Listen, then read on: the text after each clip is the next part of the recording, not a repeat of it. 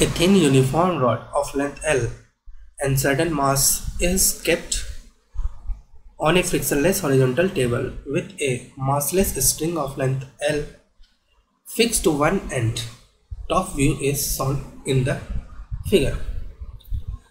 तो एक रॉड है, यूनिफॉर्म रॉड है और उसका लेंथ L है और उसका कुछ मास भी है. It is not massless rod. उसको हॉरिजॉन्टल फ्रिक्शनलेस टेबल पर रखा गया है, जो कि आप यहाँ पर देख सकते हैं. रॉड के एक एंड को एक स्ट्रिंग से कनेक्ट किया गया है, जो कि स्ट्रिंग इज मासलेस. स्ट्रिंग का लेंथ L है और रॉड का भी लेंथ, दोनों का भी लेंथ सेम है. This is the top view. ऊपर से देख रहा है, टेबल के ऊपर से देखोगे तो ऐसा दिखेगा. द अदर एंड, ये जो स्क्वायर वाला पार्ट है, स्क्वायर वाला पार्ट टेबल बता रहा है और उस पर इस तरह से रॉड और स्ट्रिंग इस तरह से स्ट्रिंग भी वहाँ पर है. The other end of the string is pivoted to a point O. देखो, स्ट्रिंग का एक एंड तो रॉड से कनेक्टेड था, दूसरा एंड कहाँ पे है? O से कनेक्टेड है. एक पॉइंट O है, उस पॉइंट से connected. If A horizontal impulse P is imparted to the rod at a distance x equals to L by n from the midpoint of the rod, see figure. बोला जा रहा है कि अगर एक इम्पल्स P को provide किया जाता है, जैसा कि तुम देख रहे हो रेड कलर से एक इम्पल्स P को दिखाया गया है और उसका डिस्टेंस कितना है? सेंटर से x डिस्टेंस पर. सेंटर से x डिस्टेंस एक्चुअली लेफ्ट में है सेंटर से, इस फिगर के अकॉर्डिंग. सेंटर से mid points of the rod, mid point of the rod जो है, सेंटर ऑफ द रॉड, उसके x डिस्टेंस लेफ्ट में इम्पल्स को लगाया गया है. Then the rod and string revolve together around the point O. इस इम्पल्स के बाद रॉड और स्ट्रिंग क्या करता है? साथ साथ रिवॉल्व करता है O के अराउंड. तो इसका मतलब है कि स्ट्रिंग भी सर्कुलर मोशन में आ जाएगा और ये रॉड भी सर्कुलर मोशन में आ जाएगा, with the rod remaining aligned with the string. Rod और स्ट्रिंग जो है एक ही लाइन में हमेशा होंगे, इस तरह से होगा. Both will perform the circular motion. Align रहेंगे, दोनों एक ही लाइन के लॉन्ग रहेंगे. In such a case the value of n is, आपको निकालना है n की वैल्यू क्या होगी. तो लेट्स सॉल्व दिस प्रॉब्लम. देखो यहाँ पे ना अलग से बना लेता हूँ. दिस इज, मान लो कि दिस इज रॉड और दिस इज पॉइंट O. इस तरह से केस है, सिचुएशन. अब यहाँ पे मान लो ये सेंटर है और दिस इज सेंटर और यहाँ से x डिस्टेंस पर एक इम्पल्स को P को इम्पल्स दिया जाता है यहाँ पर इस रॉड को. तो देखो क्या होगा, सर्कुलर मोशन शुरू हो जाता है. तो अगर तुम सर्कुलर मोशन की बात करो तो सबसे पहले सेंटर की बात करो.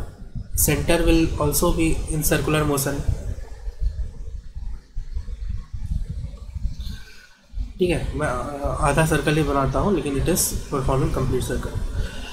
इसके बाद ये जो एंड है रॉड का, जो ये एंड है, it will also be in circular motion.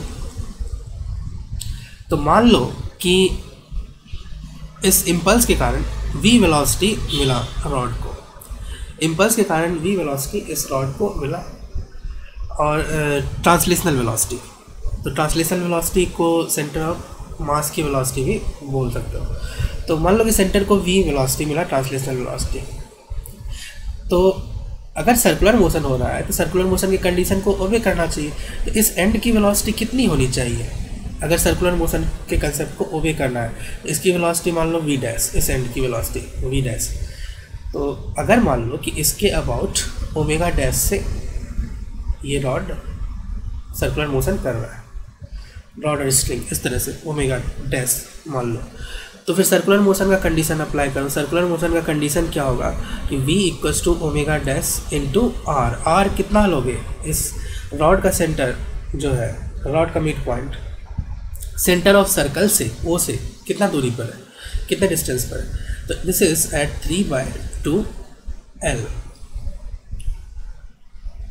L/2 हो जाएगा रॉड के लिए और लेंथ, और स्ट्रिंग का लेंथ एल है, तो ये 3/2 एल हो जाएगा। तो यहाँ से ना तुम क्या करो, ओमेगा डैश निकालो। ओमेगा डैश इक्वल्स टू कितना हो जाएगा, v/3/2 एल। ओमेगा डैश आ गया। इससे अब वही चीज़ तुम v डैश के लिए लगाओ, एंड के पॉइंट के लिए। एंड के पॉइंट के लिए जब तुम लगाओगे तो v dash is equals to omega dash into, ये कितना रेडियस में घूम रहा है, एंड वाला पॉइंट कितने रेडियस में घूम रहा है, तो दिस इज एल लेंथ का स्ट्रिंग है, तो L omega dash into radius की जगह एल ले लो। इसको जब तुम सॉल्व करोगे, वैल्यू पुट करोगे, ओमेगा डैश की वैल्यू यहाँ से रख दो, ओमेगा डैश की वैल्यू इसमें रख दो, तो ये आ जाएगा v/3 और ये 2, एल कैंसिल हो जाएगा, 2/3v। तो ये v डैश इक्वल्स टू कितना होना चाहिए, 2/3v। अगर इतना होगा तो फिर इस कंडीशन को सेटिस्फाई करेगा। जो चीज़ आपसे पूछा गया है ना कि इस तरह से होने चाहिए दोनों, दिस वुड रिवॉल्व टुगेदर, साथ साथ वो रिवॉल्व होंगे, और स्ट्रिंग और रॉड हमेशा क्या है, सेम लाइन में होंगे। अगर सेंटर की वेलोसिटी v है और इस एंड की वेलोसिटी 2/3v है, तो this is the main condition जो निकालना था आपको। इसके बाद तुम क्या करो ना, स्ट्रिंग वगैरह को भूल जाओ, स्ट्रिंग वगैरह को भूल जाओ। अब हम जो है ना रिजिड बॉडी के कॉन्सेप्ट को लगाएंगे, रिजिड बॉडी के मोशन के कंसेप्ट को। ट्रांसलेशन मोशन की बात करेंगे और रोटेशन मोशन के कंसेप्ट को लगाएंगे। ये बॉडी जो है इम्पल्स के कारण इसमें लीनियर मोमेंटम आ जाएगा। Impulse equals to p equals to impulse equals to change in linear momentum, mass into velocity. यहाँ पर जो v वेलोसिटी है, actually this is the translational velocity या फिर सेंटर ऑफ मास की वेलोसिटी होती है। तो ये जो है इसलिए मैंने यहाँ पर v लगाया, सेंटर ऑफ मास की वेलोसिटी। ठीक है, तो ट्रांसलेशनल मोशन तुमने डिस्कस कर लिया। अब रोटेशन मोशन की बात करो, तो उसके बाद ये तो लीनियर इम्पल्स था, तो वो चेंज इन लीनियर मोमेंटम हुआ। अब जो है हम एंगुलर इम्पल्स की बात करेंगे। तो एंगुलर इम्पल्स का फॉर्मूला क्या आता है तुमको, देखो एंगुलर इम्पल्स होता है linear impulse into linear impulse का परपेंडिकुलर डिस्टेंस फ्रॉम सेंटर। तो देखो लीनियर इम्पल्स का ये जो है p, ठीक है, इसका सेंटर से, रॉड के सेंटर से कितना डिस्टेंस है, दिस इज x, तो p इंटू एक्स, ये एंगुलर इम्पल्स हो गया। और angular impulse equals to change in angular momentum, और एंगुलर मोमेंटम क्या होता है, i ओमेगा। तो i इक्वल्स टू, ये i जो है ना सेंटर ऑफ मास के अबाउट होगा, तो सेंटर ऑफ मास के अबाउट मोमेंट ऑफ इनर्शिया कितना होगा, 1/12 ml² इनटू ओमेगा। तो दिस इज ओमेगा। ये बॉडी इस तरह से सेंटर ऑफ मास के अबाउट, सेंटर के अबाउट घूमने लगेगा ओमेगा से। ठीक है, बॉडी में ट्रांसलेशनल वेलोसिटी v आ जाएगा और बॉडी जो है ओमेगा से घूमने लगेगा। ये सेकंड हो गया। ठीक है, यहाँ से अब देखो p की वैल्यू रख लो, पहले पार्ट से p की वैल्यू यहाँ रख लो, तो आ जाएगा तुम्हारा mvx equals to 1/12 ml² omega.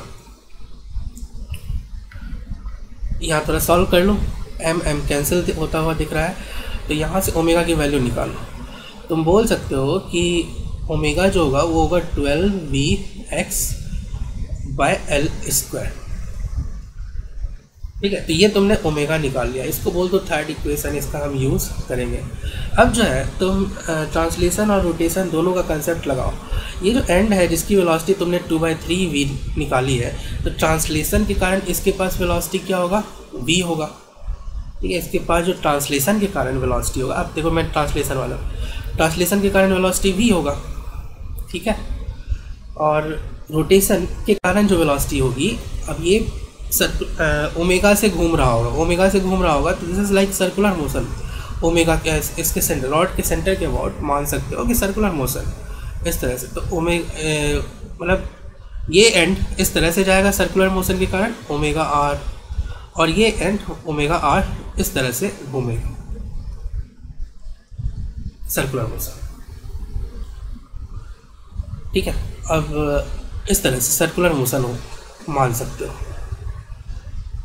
तो अब तुमको ये बताना है कि ये जो एंड जिसकी वेलोसिटी तुमने 2/3v निकाली है, इसका ट्रांसलेशन और रोटेशन कंसेप्ट लगा दोगे। यहाँ पर r की वैल्यू कितनी होगी, r की वैल्यू होगी l/2, तो this is actually omega into l/2। ठीक ठीक है। तो नेट वेलोसिटी ट्रांसलेशन और रोटेशन के कारण इस पॉइंट की कितनी आ रही है, नेट वेलोसिटी जो आ रही है वो आ रही है तुम्हारी v माइनस v और omega opposite direction v minus omega into L/2, ये नेट वेलोसिटी आ रही है।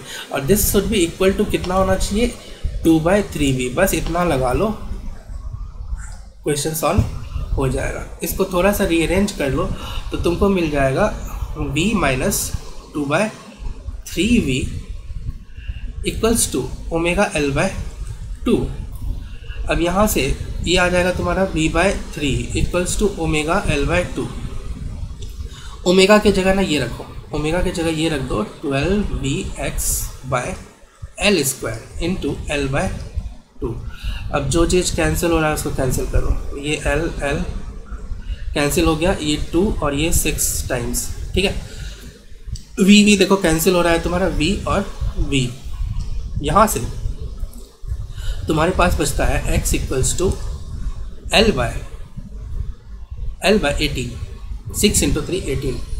तो इतने लेंथ पर अगर इम्पल्स दिया जाए तो फिर रॉड जो है, रॉड और स्ट्रिंग हमेशा अलाइन होंगे और साथ साथ सर्कुलर मोशन करेंगे।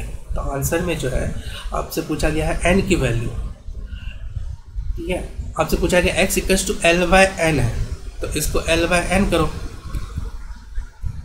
तो n की this gives you n equals to 18 और यही तुम्हारा आंसर हो जाएगा। तो answer will be n equals to 18।